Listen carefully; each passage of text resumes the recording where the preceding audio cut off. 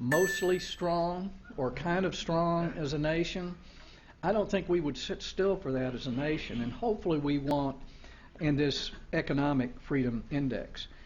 Fortunately, despair will never be part of what we do here at the Heritage Foundation. We're continuing to work on those factors, those inputs that change the total output of economic growth. But we can not help but notice the correlation between our economic freedom and the lack of economic opportunity, the growth of unemployment, the lack of participation in the workforce. This makes a very real difference, and we see that all over the world. But it's interesting to see those on Capitol Hill and the White House talking about income inequality and unemployment and the need to create more opportunity while not recognizing the factors that make that happen. That's what we're here for. I have the great pleasure to introduce one of the, I think, the greatest advocates for freedom in our country today. I endorsed him in a Senate race that was somewhat controversial a few years ago, but I have to say it was one of the best decisions I've ever made, because Rand Paul is an advocate for those principles of freedom that are so important to improve the quality of life of people here and around the world. And it is my great pleasure to introduce Senator Rand Paul to you today.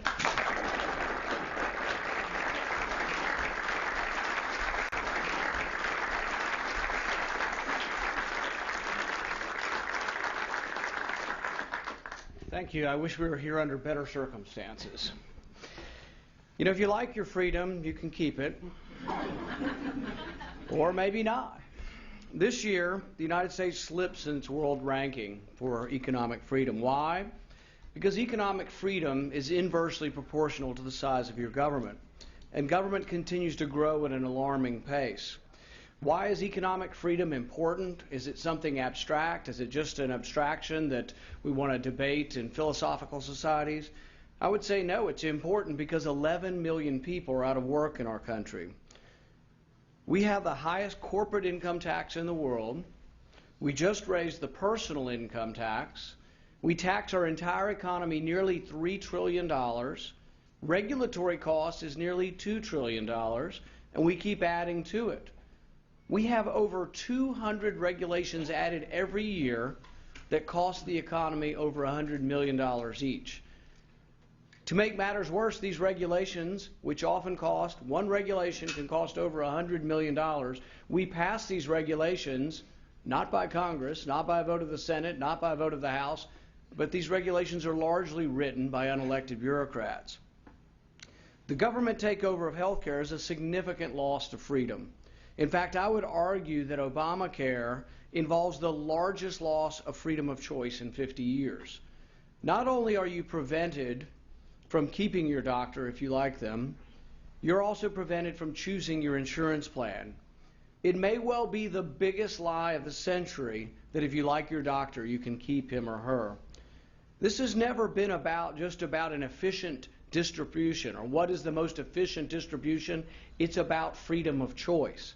You have given up your freedom. You have given up your freedom to choose your insurance company, your freedom to choose your doctor. All you have to do is get on the Obamacare website and realize you have 4 choices now. But it's not just about health care. It's light bulbs, it's toilets, it's cars, you name it. Your freedom of choice is gone. For a party that says they are the pro-choice party, this is the most anti-choice administration we've seen in a lifetime. In fact, with Obamacare, I would say that government now is limiting your choices, your freedom, in about 1/6 of the economy. But limiting freedom also limits your prosperity. A smaller percentage of adults now work than have ever before been in our economy. If we want America to prosper again, we must reflect upon why we continue to fall in the economic freedom index. Until we understand that freedom and prosperity go hand in hand, our future remains clouded. Our kids need worry if America will continue to be the land of the free and the economic engine of the world. I thank Heritage for doing this great service and doing this Economic Freedom Index. I hope to come back next year under better circumstances when we're going up the Freedom Index and not down. Thank you very much. Thank